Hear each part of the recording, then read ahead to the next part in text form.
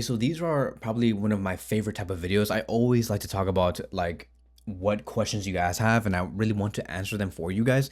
And so I did have a post that I placed on the community tab on the channel. So one of them was about, is Julian Alvarez a perfect fit for Barcelona? Why and how? I'm seriously concerned about his height. I think we need a tall and physical striker because of the physicality. Football teams like Arsenal, Inter, and more can be a threat to us. And so let's talk about that, right? So I want to kind of have clarity on why I think that Julian is the perfect striker for FC Barcelona. And I understand where people are coming from in terms of like wanting a more physical number nine. Hence the reason why so many people like Osimhen.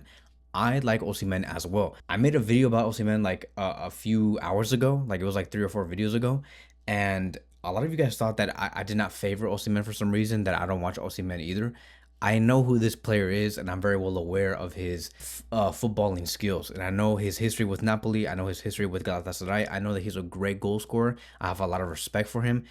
I promise you guys, I'm not a racist. I just think that Julian Alvarez is a better striker compared to Osimhen in terms of what Barcelona do need. Once again, I'm going to be explaining why.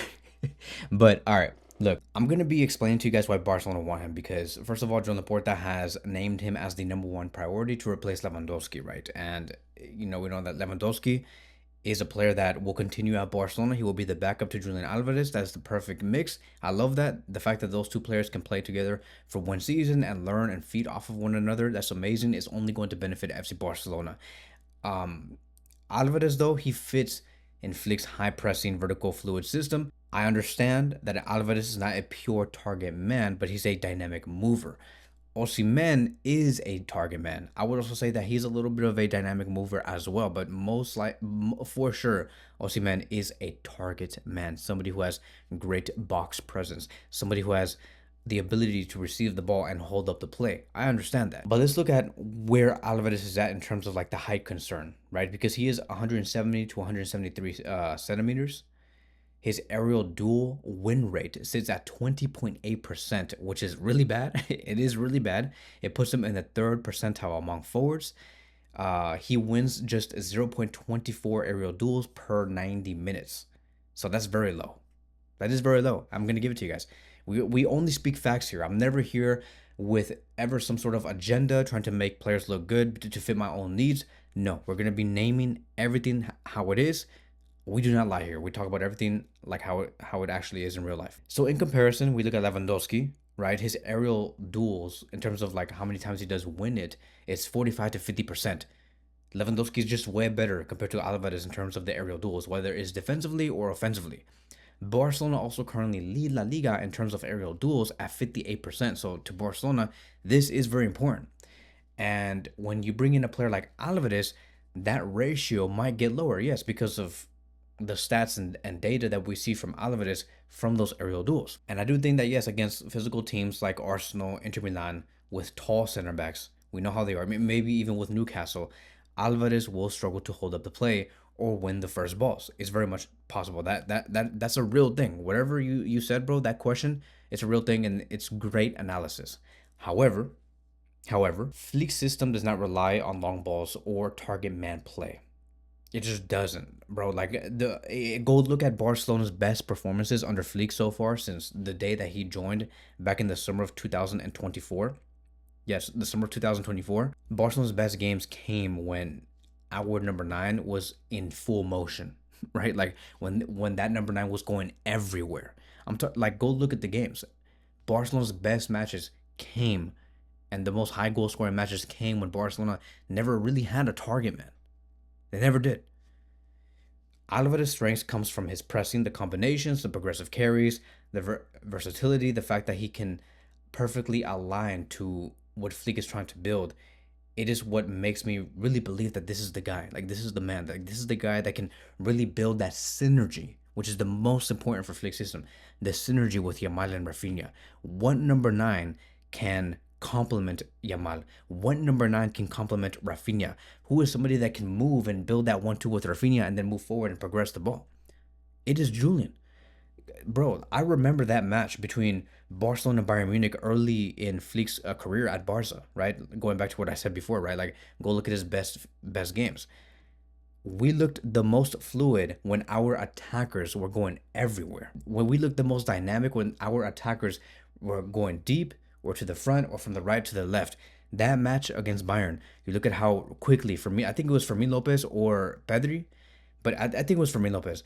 The way that he quickly released the ball to pass it towards Rafinha, like exposing Bayern Munich's backline to score that first goal, it was amazing. The we were so dynamic and fluid. We were moving everywhere. It was so unpredictable. You look at the match between Barcelona and Newcastle, how it was this time Rafinha receiving the ball in the middle of the pitch, quickly releasing the ball to Fermin Lopez, and Fermin Lopez catches the defensive line of Newcastle, leaving them very exposed, and scores like I think the third or fourth goal against Newcastle in the second leg. That is the prime version of Hansi Flick's football. When we look at that, we say this is the Flick effect, and the only way you can find the Flick effect is by having the correct profiles. Julian Alvarez will have no problem coming a little deeper and releasing the ball quickly to either Fermin or Rafinha or Yamal. That is when Barcelona are at their best. That is when we can score the most goals, is when we expose our opposition, when they think that they can go up against us and make it very compact. We can maneuver through those tight spaces and find ourselves in very open situations and go on a 1v1 versus the goalkeeper. That is Barcelona at their best under Hansi Flick. That is why I want Julian Alvarez so bad. Is because it could really go, bro. Go look at how Julian played a part on Argentina scoring I think it was the first or second goal against France back in December 2022 in that final of the World Cup. Go look at how quickly he released that ball. That is how Barcelona played today under Hansi Flick. We received the ball quickly, release it, boom! I just out of nowhere, you're like, where did this play even come from? It went from a 3 versus 4 situation to a 3 versus 2 situation just like that, because we think so fast, because our technicality with the ball is exceptional. Barcelona need players like that. They do. Julian coming to this Barcelona team will only amplify those type of situations. It's gonna be beautiful. So unless you just want to be that team that just says like, okay, we're just gonna pass it to Rafinha. Rafinha has to just look for a cross to Osimhen inside the box and call it a day. I don't know, but to me, that's not how Barcelona play. They could do that. There's sequences where Barcelona have done that under Flick, but most of the time, you want to find those goals through open play, through those quick releases, through those passes coming from the defensive line and straight into the final third, just like that within a span of 2 seconds. That is Hansi Flick's football. So that is my verdict. Is that I like Osimhen has things that are better than Julian Alvarez. I understand that he has certain strengths, which is beautiful to see. Osimhen is just one hell of a striker, but within the context of Barcelona, they need somebody more like Julian compared to Osimhen. That is just my stance. Now, Osimhen could be signed in 7 weeks from today. Like it might be announced that Barcelona say that they have found a agreement, that this whole thing with Julian just couldn't happen, and Julian just said that I just want to stay at Atletico Madrid, and you never know, right? This is football. It could happen, and if it does end up happening, I'm not gonna go against it. I'm not. I'm gonna just say, okay, we're just gonna readjust our game plan. Osimhen is gonna have to learn how to receive the ball quickly, release it, look for those 1-2s, etc., etc. Also, be that target man. It's fine. We'll work from there moving forward. It's fine. So Atletico Madrid clearly do not want to let go of Julian. This whole situation reminds me about how, like, let's just say for example, you're somebody that's single and you're in that mode, right? Like you're like, I can get at anybody. I'm going to the club. I'm going to the bar. I'm sexy, right? Like I can get whatever girl I want, even if that girl has some man or whatever. I can snatch that girl from that guy, right? Like, can you imagine being that person? You go into the bar and you know that you can get that girl or whatever, and you know that girl has like some boyfriend or whatever, and of course that boyfriend is gonna be mad. They're gonna be like, oh, that boyfriend's gonna be like, oh, like why are you trying to approach my girl? Like this is mine or whatever. That whole scenario is exactly what's going on between Barcelona, Atletico, and Julian.